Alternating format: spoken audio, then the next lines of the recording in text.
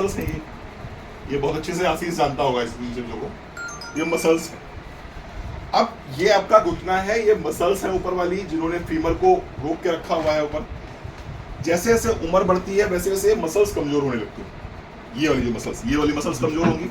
जब ये मसल्स कमजोर होंगी तो जो हड्डी है ये हड्डी क्या होती है, नीचे खिसकने लगती है। ये हड्डी नीचे आ जाती है।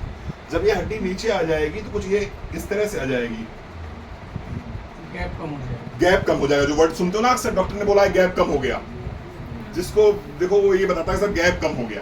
तो बेसिकली हुआ क्या, बेसिकली ये हड्डी थोड़ी सी नीचे आ गई।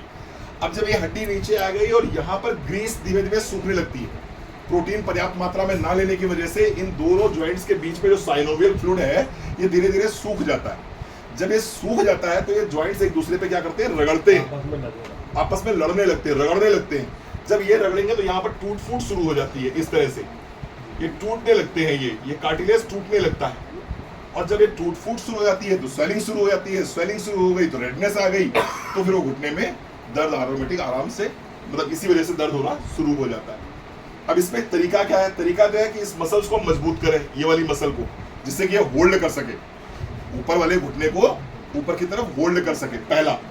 दूसरा काम क्या है कि ये जो डैमेज हो गया है इसको फिर से हम क्लीन कर सके, फिर से जो है इसका कार्टिलेज बना सके। जो कार्टिलेज डैमेज हो रहा है लगातार, ये किसी तरह कार्टिलेज का डैमेज रुके और नई कार्टिलेज डेवलप हो सके। मुश्किल काम है। ये पॉसिबल है कि हाँ जी, पॉसिबल है, पॉसिबल। रोज आने के बाद में जी पॉसिबल है। बहुत अगर बिगड़ा हुआ केस नहीं है तो प्रैक्टिकली पॉसिबल है। अगर पूरी तरह से डिफॉर्मिटी नहीं आई है, डिफॉर्मिटी यानी टेढ़े नहीं हुए हैं, तो हम रिवर्स करने में सक्षम है, नहीं तो रिप्लेसमेंट, फिर तो रिप्लेसमेंट है ही।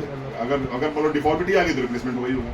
अगर डिफॉर्मिटी नहीं आई है तो हमारे पास में कुछ प्रोडक्ट्स आते हैं, जैसे ग्लूकोसामाइन एक प्रोडक्ट है, आप लोग गूगल पे सर्च करिएगा। उसके अंदर एक कैपेसिटी है कि वो इस डैमेज कार्टिलेज को फिर से रिकवर कर सकता है, रीजनरेट कर सकता है कार्टिलेज को। ठीक है जी। दूसरा प्रोडक्ट जैसे ग्लूकोसामाइन एक हो गया, ये इसमें हम देते हैं ग्लूकोसामाइन, ये 2 गोली सुबह 2 गोली शाम को। अगर आप ये लेते हैं तो इससे बहुत आराम मिलता है। दूसरा कैल्शियम बहुत जरूरी है, क्योंकि कैल्शियम कम होने की वजह से ऐसा हुआ है, हड्डी आपकी कमजोर हुई है। अगर कैल्शियम कॉम्प्लेक्स के लिए लीजिए, 1 गोली सुबह 1 गोली शाम को। तीसरा इसमें आप अश्वगंधा ले सकते हैं। अश्वगंधा क्या करेगा, आपकी सूजन को कम करेगा और आपके दर्द को कम करेगा। चौथा इसमें आप अलसी का जो है, अलसी के कैप्सूल ले सकते हैं, ये सूजन कम करते हैं, जकड़न कम करते हैं। पांचवा इसमें पेन ऑयल हमारा आता है, एक पेन ऑयल जो है वो लगाते रहिए। ऐसा खाना मत खाइए जिससे वायु पैदा होती है, जैसे कि राजमा है,